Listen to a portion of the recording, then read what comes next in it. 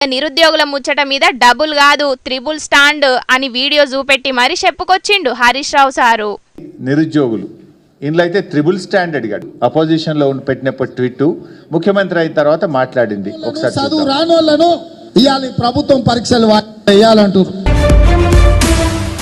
Group 2 group 1 exams KCR గారు పెట్టాలని నిర్ణయం తీసుకుంటే వాయిదా వేయాలి, 2 పరీక్షలు ఒక్కసారి ఎట్లా రాస్తారు అని చెప్పి ఈయన గారు ఆ రోజు మాట్లాడినాడు, ట్వీట్ పెట్టినాడు.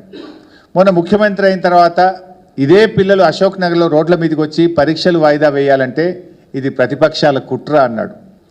తలకు మాసినోడే వాయిదా వేయమంటాడు అని అన్నది రాష్ట్ర ముఖ్యమంత్రి రేవంత్ రెడ్డి.